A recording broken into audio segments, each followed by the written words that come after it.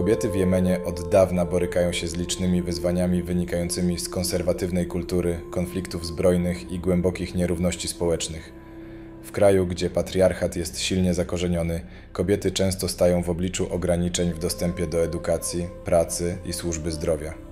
Wskaźniki alfabetyzacji wśród kobiet są znacznie niższe niż wśród mężczyzn, a ich uczestnictwo w rynku pracy jest marginalne.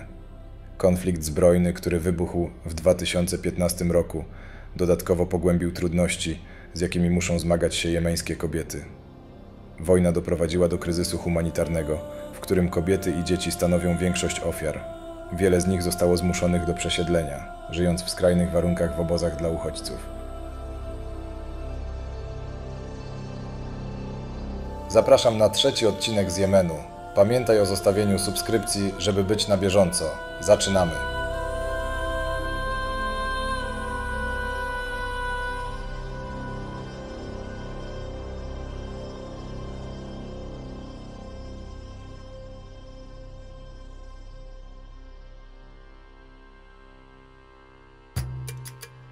Siemanko, zaczynam 3. odcinek z Jemenu.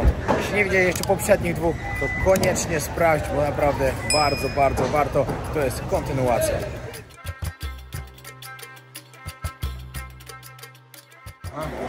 Przyjaźń na targ rybny właśnie. Później też będziemy tu jeść. Jesteśmy w nadmorskiej miejscowości, także musimy skorzystać z tego. Fresh fish. Fresh fish, always fish, yeah. Ale dość pusto już tutaj jest, bo najwięcej się dzieje właśnie z samego rana, jak rybacy wracają. Teraz to już jest bardzo spokojnie. O, ten na patencie widzę. Czeka, aż coś zostanie. Nie no, powiem wam, że w porównaniu do tego, co widziałem w Somalii, to nie ma nic. No. Empty. Ja pierwsze tu z taką obstawą, że po prostu wszyscy się tylko na mnie patrzą. Z kim ja w ogóle jestem. Mamy policję z bronią. Nas z biura, tam ich z biura jest 3, plus jeszcze 2 do nas dołączyło.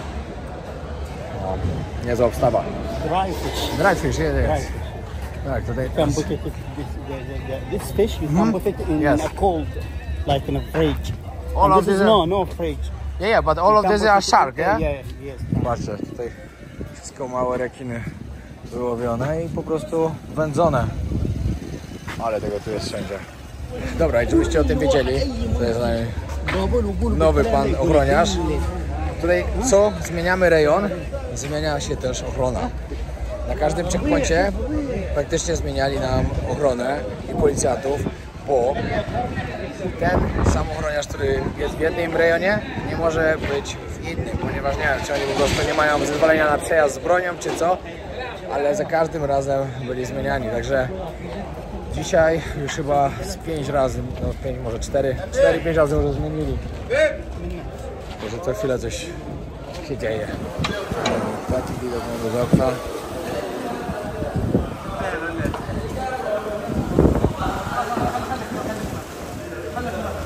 Przyszedł obiad. Chłopaki przynieśli ryż, do tego rybka z całą ekipą tutaj. Bardzo apetycznie wygląda.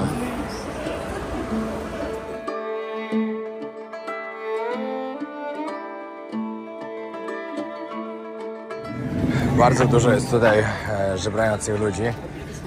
No i przede wszystkim dzieci. No wiadomo, że dzieci wzbudzają więcej litości. To jest dość tutaj sporo, ale na przykład jak wchodzą do mnie, no to od razu policjant, który tam jest ze mną, co mnie ochrania, każe im odchodzić. I powiem wam jedną sytuację, znaczy jedną, takie są cały czas tu sytuacje, że jak podchodzi ktoś starszy żebrać, no to ten po prostu właściciel agencji, który jest ze mną, zawsze pomaga, dam tam jakieś grosze, bo mówi, że w islamie jest zapisane, że trzeba sobie pomagać nawzajem, tym bardziej, że w tym kraju jest naprawdę duży problem. No i ludzie potrzebują pomocy. No i oh yes, please, I really like mango juice. Ale jak podchodzą dzieci, to nigdy nie daje, bo mówi, że miejsce dzieci jest w szkole, dzieci nie mają nie żebrać na ulicach, tylko mają się uczyć. No i ja to bardzo pochwalam, naprawdę bardzo, bo taka jest prawda. Jak rodzice wysyłają dzieci do żebrania, to jest coś okropnego, a robią to tylko, żeby wzbudzić wiecie, wyrzuty sumienia większe u ludzi i tak dalej, bo dzieciom zawsze dadzą. Dzieci się powinny uczyć, bo jak dzieci zaczną przynosić pieniądze do domu z żebrania, to takie dziecko nigdy nie pójdzie do szkoły, bo rodzice będą widzieli w tym duży biznes. Ale to jest kurde, wszędzie szok.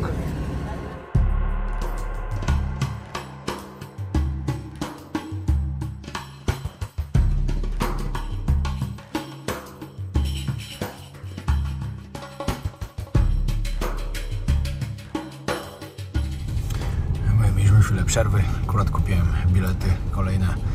Jak na razie z Turkmenistanem nie wiadomo co będzie, także kupiłem bilet do Uzbekistanu, żeby dostać się drogą lądową do Duszanbe, czyli stolicy Tadżykistanu.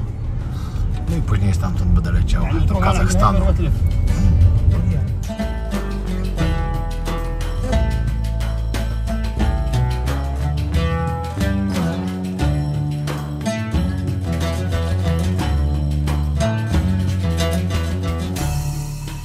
Powiedziałem, żeby pojechali na jakąś plażę zobaczyć, jak wygląda tutaj, bo jesteśmy, wiecie, w miejscowości nadmorskiej. No i właśnie przed chwilą przejeżdżaliśmy koło jednej. Wszyscy totalnie kąpią się w ubraniach. Dziwne to jest. Chłopaki starali się mi przywieźć do ładnego miejsca, ale zapomnieli, że tutaj wszędzie są śmieci.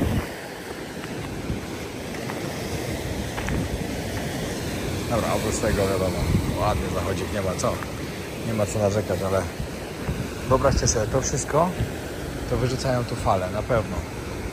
Po tym, jak widać, z jakim problemem boryka się ten kraj, jakim problemem są tutaj śmieci w tym kraju, to pomyślcie, co tutaj musi być w morzu. To jest aż strach myśleć po prostu. Ale tutaj przywieziemy do części takiej, gdzie bardzo dużo nowych budynków powstaje. Taka bardziej nowoczesna część miasta tutaj będzie. Oczywiście jeszcze bardzo dużo zbudowie. Ale to, co przed chwilą widziałem na plaży, wjechaliśmy wszyscy totalnie ubrani w długie rękawy, spodnie, no i na plażę, tak. Dobry, jest jeden chłopaczek, który chodzi z nami, którego się uczy tutaj na przewodnika. Cały czas mi z każdej strony zachodzi i mi zdjęcia robi. Czuję, jakbym jakąś gwiazdą był. No wiadomo, będę sobie wykorzystywać to w biurze, żeby mieć nic przeciwko nie mam oczywiście. No, a jeszcze może też podpatrzę, nauczy się coś. Czemu nie?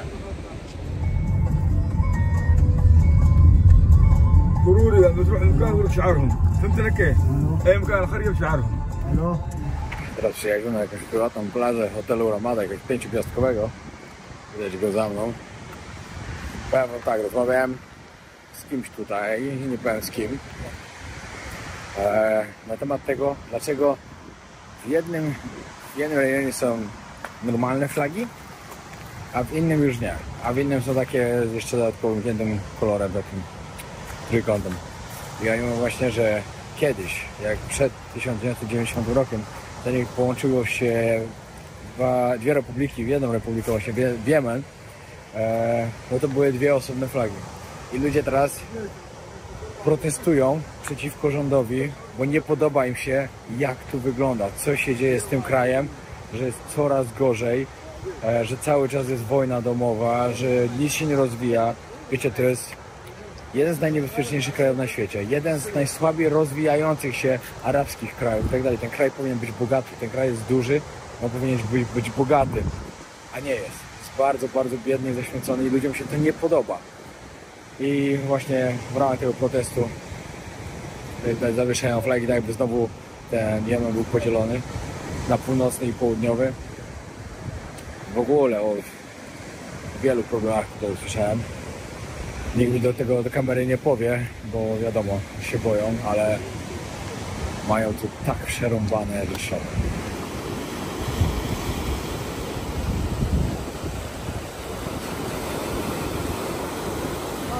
Wiecie co?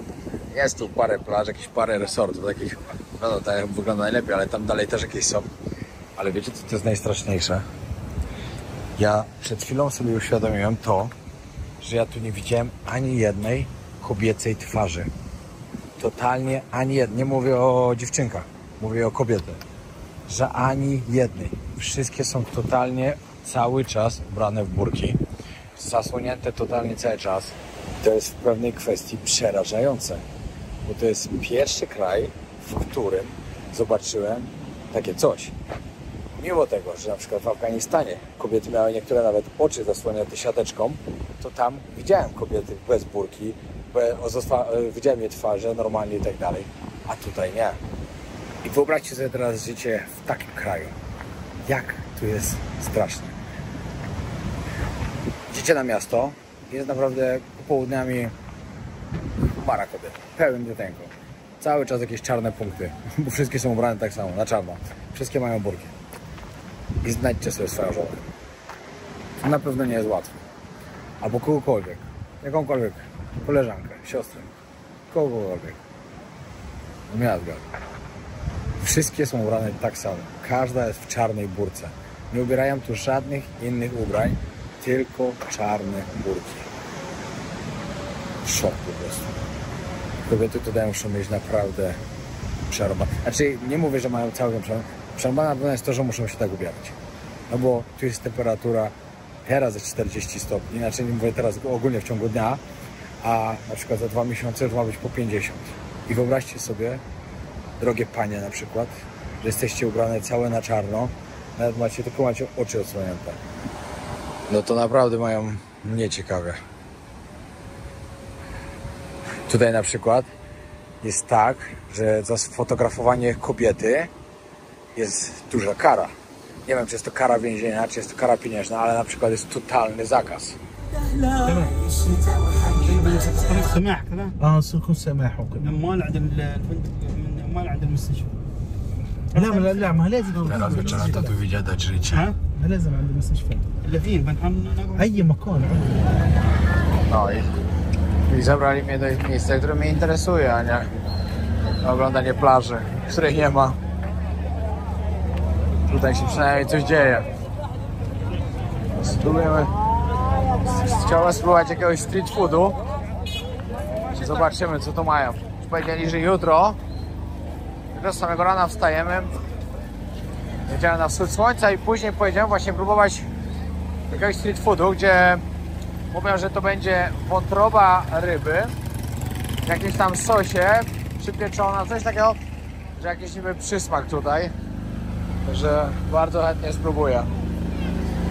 Bo ja mam jeszcze jedną taką ciekawostkę, bo właśnie przy tej plaży też były kobiety i robiły sobie fotki i uwierzcie, że nawet tego nie ściągnęły z twarzy. Po co robić zdjęcie, jak i tak nawet nie widać, kto na nim jest. One już po prostu tak mocno to mają tutaj zakorzenione w głowie. I się też zastanawiam, czy one na przykład za pokazanie twarzy miałyby jakieś konsekwencje, że miałyby jakąś karę lub nie wiem, mogłoby się coś stać, czy one po prostu już tak mają wbite w głowę, że mają twarz nie pokazywać i koniec. Właśnie tutaj też sprzedają te rekiny suszone. I słyszałem, że mięso rekinów jest niedobre. Znaczy te małe podobno jeszcze jest zjadliwe. Ale jak jest sorry. Jak jest duży, to już jest niezjadliwy. A jeszcze zastanawia mnie teraz jedna rzecz. Skoro kobiety wszystkie są totalnie osłonięte, że nie widać w ogóle twarzy i tak dalej, jak wygląda aranżacja związków tutaj? Czy związki są aranżowane przez rodzinę właśnie? I po prostu, wiecie, no, nie mają wyboru? Czy jak to wygląda? Bo wydaje mi się, że pewnie tak będzie. No bo to jest raczej niemożliwe, że musiałem zagrać, żeby ktoś sobie wybrał żonę, która nie wie jak wygląda. Ciekawe to jest. Muszę się zaraz zapytać przewodnika. Ale jedno muszę przyznać, naprawdę, że nie spotkałem tu jeszcze nikogo, kto był dla mnie niemiły. Raczej ludzie są uśmiechnięci, zagadują. Każdy raczej stara się porozmawiać. Także to jest na pewno duży plusem tego kraju. I oczywiście powiem tak. Uwaga, left. Jest tak, ten kraj naprawdę ma dużo różnych złóż naturalnych. Wiecie, wydobywają ropę, wydobywają gaz ziemny. Ten kraj powinien być naprawdę bogaty. No ale niestety, jak go ktoś okrada, rząd okrada, to ciężko, żeby to był bogaty kraj. Dodatkowo Jemen leży naprawdę na bardzo ważnym szlaku handlowym. Tutaj bardzo wiele statków przepływa i tak dalej. No, to powinno być, ten kraj naprawdę powinien być bardzo, bardzo rozwinięty i powinien być bogaty. A czemu nie jest? Sami widzicie, sami możecie sobie na to odpowiedzieć, na to pytanie. Byliśmy teraz na lodach, całkiem spoko. Ale patrzcie, to jest to, o czym mi przed chwilą mówili. Jeśli ktoś chce prowadzić biznes wieczorem po zmroku, musi mieć swój generator prądu, bo bez tego nie ma. Po prostu nie ma. Widzicie, jak jest ciemno w budynkach.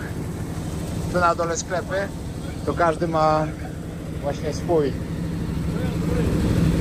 Masakra. Ostatni raz takie coś widziałem w Syrii. No i idziemy na kolację. TC Coffee. Mam nadzieję, że nie wpadnie do kogo kawy pić. Że tu jest pizza. Bo mieliśmy przyjechać na pizzę. No i wróciłem już. Kolejny dzień za mną. Dzisiaj było dużo jeżdżenia, mało zwiedzania, ale spoko. Spoko był dzień, bo zobaczyłem znowu coś nowego. Trzeba i wybrać skarpety, wybrać majtki, wybrać koszulkę, bo niestety mam tylko 2 koszulki z długim rękawem i chodzę raz jednej, raz drugiej, raz jednej, raz drugiej, także codziennie trzeba prać. No. Z nowych informacji takich, chyba mówiłem wcześniej, ale to jak coś powtórzę. Stąd kupiłem bilety do Samarkandy w Uzbekistanie. Tam biorę jakiegoś busa, może pociągiem się uda. Chciałbym pociągiem w sumie. Przejechać granicę i dojechać do Duszanbe w Tadżykistanie. Duszanbe dokładnie. I stamtąd po prostu polecę do Almaty. No i tam będę zwiedzał. Ile zostanę w Duszanbe, to jeszcze nie wiem. Czas pokaże. Zobaczymy, jak szybko tam dojadę, bo pewnie w Samarkandzie też będę chciał coś zobaczyć, coś wam nagrać. Znaczy byłem już tam, ale byłem dawno temu, także myślę, że wam nagram tam jakiś odcinek, bo tam jest bardzo ładnie. Nie ma co ukrywać. Piękne miasto. Później muszę wrócić do Tajlandii na parę dni, sprawdzić robotników. No oni już byli dawno temu skończyć tą robotę, mnie to tak denerwuje, że szok. Ale trudno, muszę tam polecieć tak naprawdę nie po to, żeby ich sprawdzić, tylko po to, żeby odebrać nowy paszport, przepakować plecak i lecę do Rio de Janeiro na jakiś tydzień, no 8 dni w sumie. Także świetnie. Będzie jeszcze Brazylia. Bardzo się cieszę, bo jadę realizować taki projekt, że szok. Powiem wam tak, wchodzę level wyżej. Bardzo się z tego cieszę. Naprawdę bardzo, bardzo. 2 lata starałem się o to. 2 lata temu rzuciłem pomysł, starałem się, żeby się to udało. I się udało. Pamiętajcie, trzeba cisnąć do przodu, walczyć o swoje marzenia i się uda. Kolejny dzień, zaczynamy od śniadanka. Omlecik, do tego chlebek, polany czymś tu jeszcze. Takie miejscowe danie. Cebula, pomidory, no taka szakszuka, o, coś takiego, mniej więcej. Takie. Ja, możecie zobaczyć, na jakiej wielkiej patelni pan nam robi placki. Bardzo smaczne jedzenie było, przyznam wam szczerze. O, jeszcze jajka z chili oczywiście. Pamiętam takiego jajka z chili, właśnie takie omleta z chili, to w Pakistanie. W ogóle te placki to też są takie jakby pakistańskie. Ale omlet z chili to w Pakistanie był codziennie jedzony i codziennie piekło. A tutaj pan wypieka. O, tu jest placek.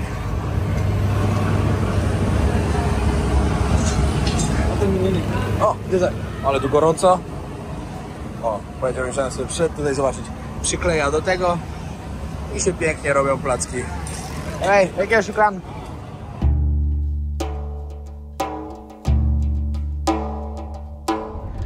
Dobra, przyjechaliśmy teraz do kolejnego miejsca zobaczyć. Czekaliśmy dość trochę na gościa, który nam to w ogóle otworzył. Co tutaj jest? Zaraz zobaczymy. Jestem w szoku. Jechaliśmy już 1,5 godziny po to, żeby zobaczyć co. Mówię, że to jest pałac. W Polsce to każda chałupa wygląda podobnie. Większa jakaś. Tyle czasu tu jechaliśmy. Basen, sadzawka. Nie wiem. Szukają, bo już na siłę, żeby mi pokazywać. Mówię, bo się pomysły skończyły. Wiecie, mnie to nie interesuje jakieś takie rzeczy. Ja to wolę iść na miasto, połazić po mieście i popowiadać w ogóle.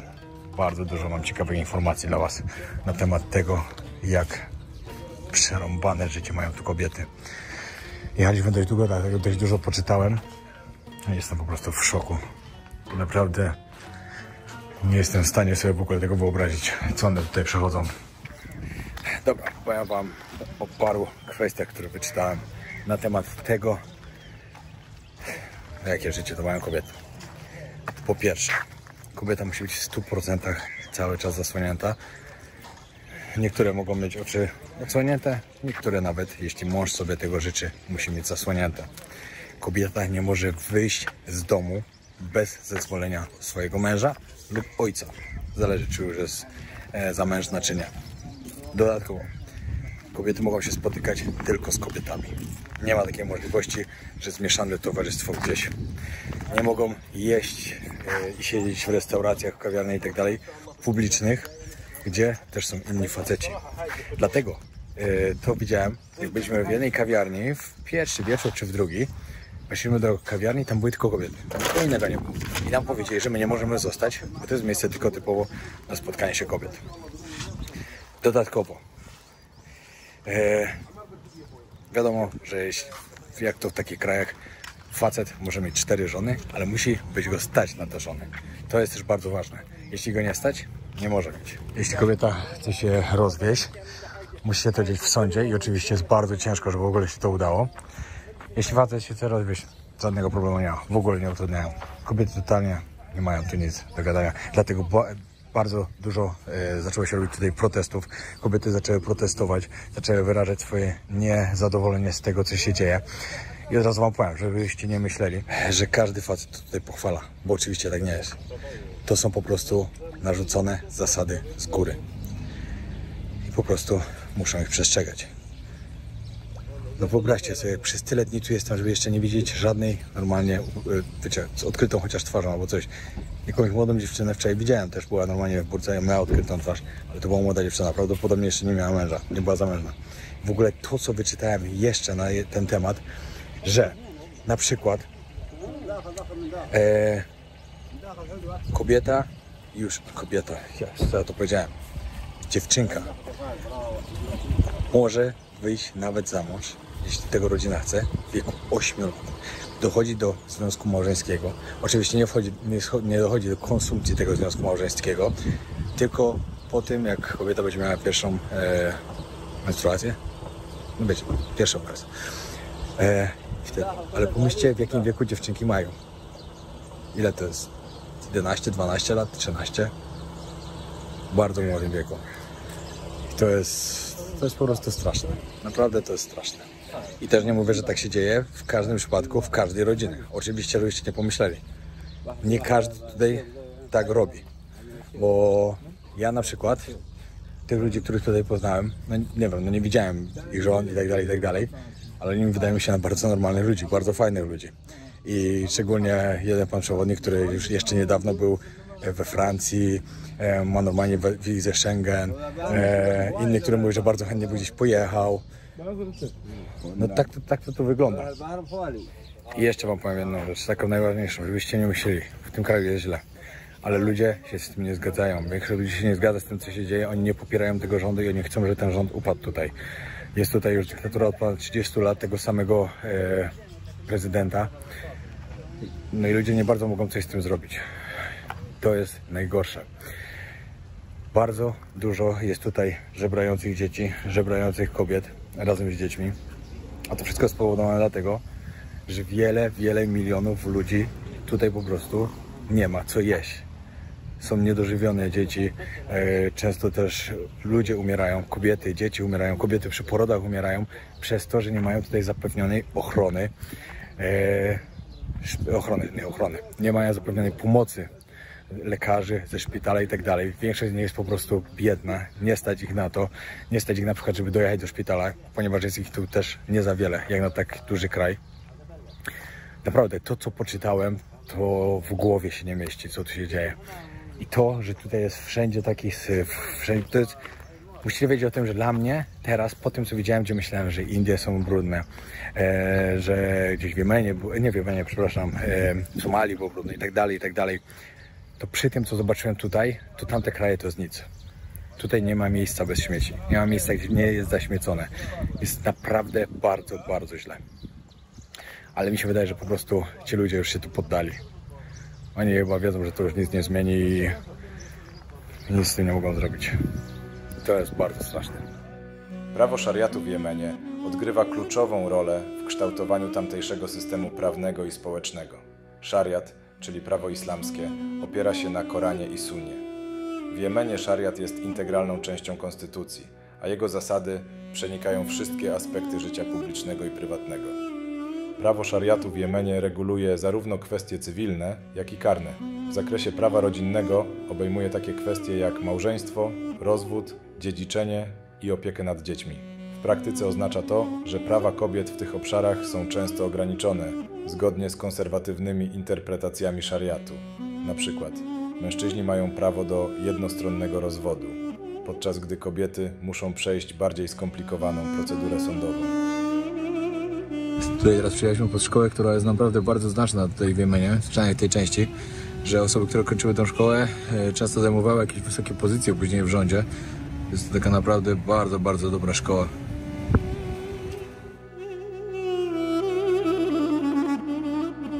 Dobra, dojechaliśmy do miejscowości Sheher. To jest właśnie brama, stara brama wjazdowa. Całkiem dobrze zachowana jeszcze.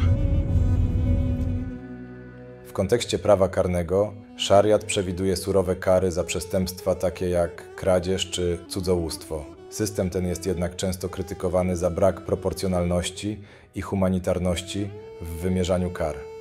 Niemniej jednak w praktyce egzekwowanie takich kar w Jemenie jest ograniczone i często zależy od lokalnych władz oraz sytuacji politycznej. W kontekście trwającego konfliktu i niestabilności politycznej prawo szariatu w Jemenie pozostaje obszarem dynamicznym i często kontrowersyjnym, wpływającym na życie milionów Jemeńczyków.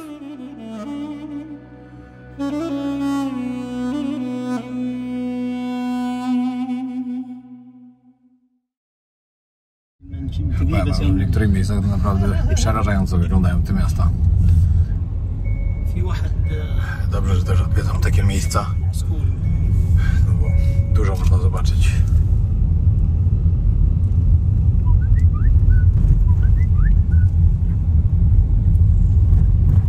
دخل الشحن انا يم في الشحن تقعد في القدام ولا في الوضعات؟ يا تفهم معكم ولا في القدام Dobra, i trochę pozwiedzamy teraz to miejsce, ale powiem wam, że jest mocno rozwalone. Patrzcie, jak tu wygląda poza głównymi ulicami. Jak się pójdzie na śmietnisko, kozy. Masakra. Jak na wojnie. Powiem wam tak, kontynuując dalszą rozmowę na temat tego, jak przerąbane mają to kobiety. Tak, nie wolno traktować kobiet. Na pewno żadna z nich na to tutaj nie zasługuje, bo kobieta to matka, pamiętajcie. No nie wolno po prostu, ja się bardzo dziwię, że gdziekolwiek na świecie dochodzi do takich rzeczy cały czas. Ja wiem, że jest wiele takich krajów, to nie akurat tylko tutaj, bo na pewno jest jeszcze dużo więcej, choćby taki Afganistan i tak dalej. No ale żeby w tych czasach w ogóle jeszcze dalej do tego dochodziło, to jest po prostu szok. A to miasto jest tak rozwalone. Większość ulic, które zwiedzamy, tak wygląda. Kupujemy świeżego kokosa, pakujemy do reklamówki. A wiecie, co się robi ze śmieciami w Jemenie? Rzuca na ziemię, po prostu. Najbrudniejszy kraj, w jakim kiedykolwiek w życiu byłem.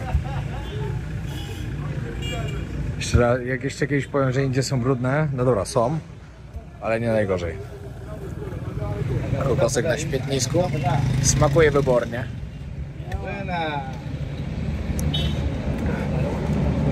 No, tak to nasze, tylko ciepły. W Tajlandii jest to, że dają fajnie zimne.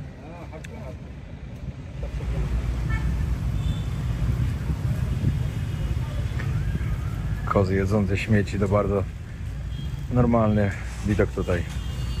A później najgorsze, że takie mleko się pije od kóz, mięso je w restauracjach.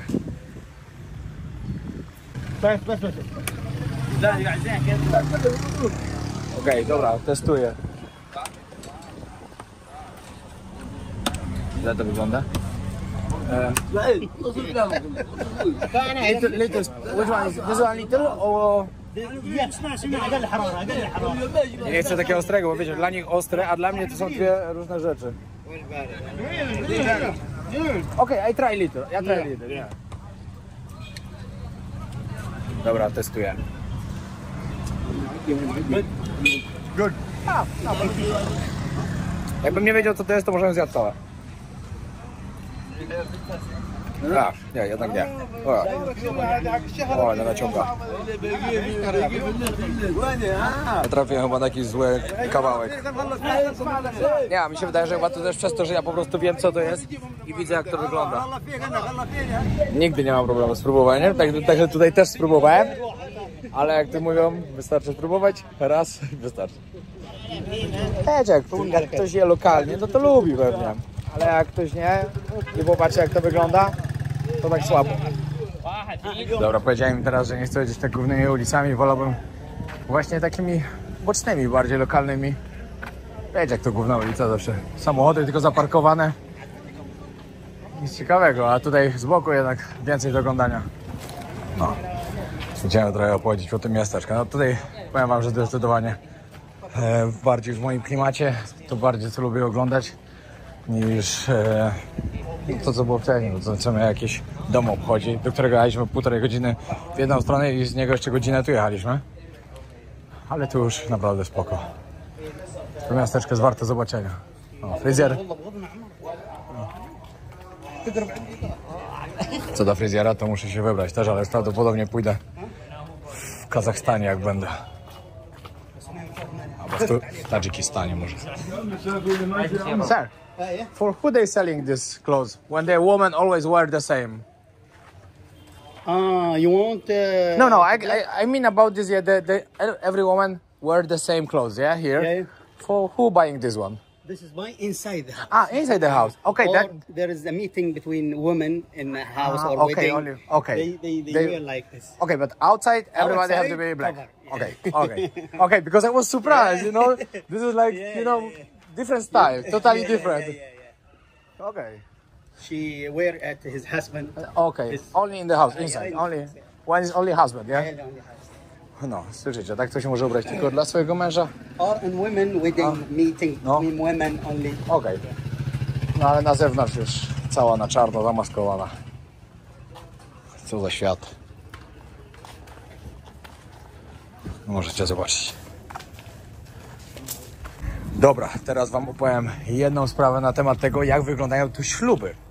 Bo to jest bardzo interesujące. Zapytałem się teraz mojego przewodnika i trochę mi opowiedział na ten temat. Tutaj zależy od regionu, ale powiedział mi, że ślub można zawrzeć od 14 roku życia. Tam wam wcześniej mówiłem inaczej, bo tak też dochodzi tutaj, ale zależy, tak jak wam mówiłem, zależy od rodziny, jak się trafi. Co jest najbardziej dla mnie szaloną opcją, że przed ślubem możecie zobaczyć swoją żonę tylko raz w obecności rodziców. Możecie zobaczyć tylko jej twarz. Wszystko musi być na czarno, bo ona nie jest waszą żoną. I po pierwszym razie, jeśli udowodnicie rodzinie, że stać was na to, żeby utrzymać żonę, zapewnicie jej dom i tak dalej, później rodzinie, no ojciec zgadza się na takie małżeństwo. I ja zapytałem się, skąd taki facet może wiedzieć, że to jest dobra kobieta, a skąd kobieta może wiedzieć, że to jest dobry facet? Facet udowadnia jej rodzinie, że się dla niej nadaje. Kobieta z góry wiadomo, że jest dobra, ponieważ jej matka ją nauczyła gotować, wychowywać dzieci i przekazała jej wszystkie zasady, jakie panują w islamie, jak wygląda opiekowanie się rodziną. Czyli wy tak naprawdę bierzecie kota w worku. Nie wiecie, co będzie. Niesamowite, że jeszcze na świecie do takich rzeczy dochodzi. Dobra, rozwiązanie kolejnej zagadki, bo się pytałem, jak taki facet wie o tym, że w tym domu akurat jest kobieta, którą może poślubić. No to wygląda to tak, że na przykład jedna matka zna się z drugą matką i mówią, że tutaj ma córkę, ta ma syna i tak dalej. Albo, że ta dziewczyna akurat ma koleżankę z innego domu i powie bratu, że tu jest taka dziewczyna i tak dalej, i tak dalej. Czyli no, dla mnie to jest dalej takie aranżowane, ponieważ to jest przekazywane tylko, wiecie, matka, ojciec, matka i tak dalej. Dobra, ja mam córkę, ty masz syna, to niech się spotkają, niech wezmą ślub. No tak to wygląda. Wiecie, jaka to jest porąbana sytuacja? Jak się wybiera kobietę swojego życia? Niektórzy patrzą na wygląd, niektórzy patrzą na charakter, niektórzy patrzą na to, jak się dogadują z taką kobietą, jaka dobra jest dla nich i tak dalej. Tutaj nie ma czegoś takiego. Tutaj po prostu po pierwszym spotkaniu musisz wiedzieć, czy tak, czy nie, bo jak nie, no to koniec, no. Jak się już nie ożenisz, no to już jest twoja. O tym, czy ona jest dobra, decyduje jej matka. Jak wygląda, to tak naprawdę zobaczysz tylko twarz, nic więcej. Czy do siebie spasujecie, też nie wiesz. Dopiero się okaże po ślubie, po jakimś czasie. Po prostu tego nie rozumiem. Nie rozumiem i nigdy nie zrozumiem. I niech mnie ktoś nie umoralnia, że tak jest, bo ja wiem, że tak jest. A ja po prostu mogę nie akceptować niektórych rzeczy i to jest moja sprawa. Cieszę się naprawdę z tego, gdzie się urodziłem, jaki mam paszport i tak dalej, bo świat naprawdę jest czasem dziwny. I jeszcze jedna sprawa. Wyobraźcie sobie życie takiej kobiety. Ona nie może zdecydować za bardzo, za kogo wyjdzie, bo to tak naprawdę rodzice zadecydują, bo jak przyjdzie chłopak, powie, że okej, że chce, wszystko będzie miał, no to rodzice ich ze sobą po prostu połączą. Co jak trafi na jakiegoś, nie wiem, chorego gościa, który będzie ją źle traktował, będzie ją bił, bo też oczywiście do tego na pewno dochodzi. Ona tak naprawdę co do rozwodu to za wiele nie ma do gadania. Masakra po prostu. Ciężko uwierzyć. No.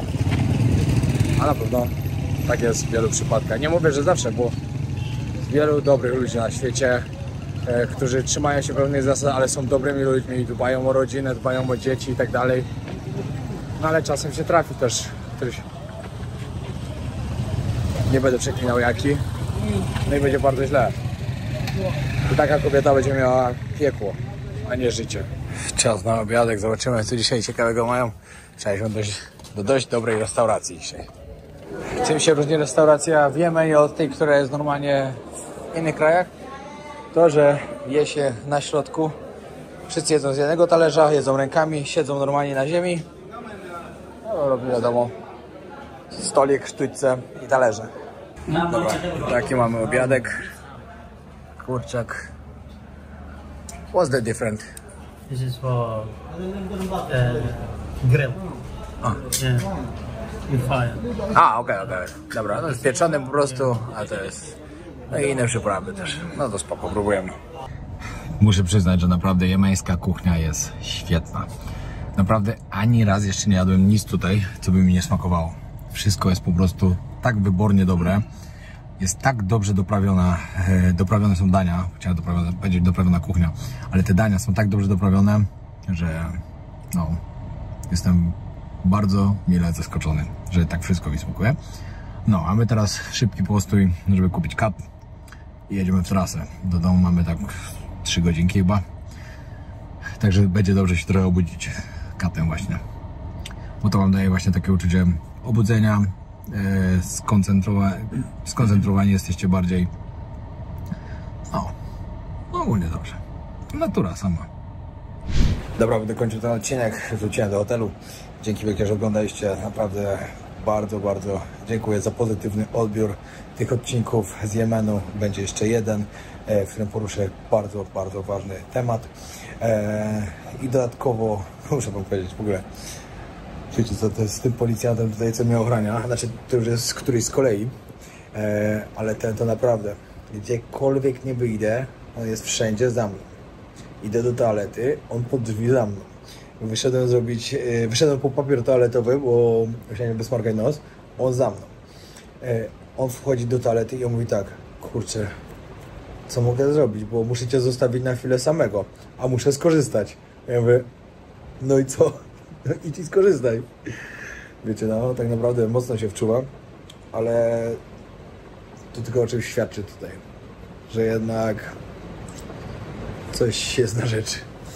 No, ale ogólnie tak poza tym, że mam cały czas ochronę i tak dalej, nie spotkałem się z niczym złym, żadnym złym zachowaniem ze strony tubylców, a raczej z ciekawością. Uśmiechają się, zagadują na taki sposób, jaki potrafią, bo większość nie mówi po angielsku, ale bardzo pozytywnie. A w ogóle teraz jak z restauracji wychodziliśmy, to młode chłopaki z obsługi, jak usłyszeli, że jestem youtuberem, to chyba z 10 musiałem sobie zdjęcie zrobić, pokazać im moje social media i tak dalej. Byli bardzo podekscytowani, że tam przyjechałem, także wszystko pozytywnie. Dobra, dziękuję bardzo, trzymajcie się, pozdrawiam serdecznie, a jak doceniacie moją pracę, doceniacie to, gdzie jeżdżę, co pokazuję i co robię, zostawcie subskrypcję. Pozdro.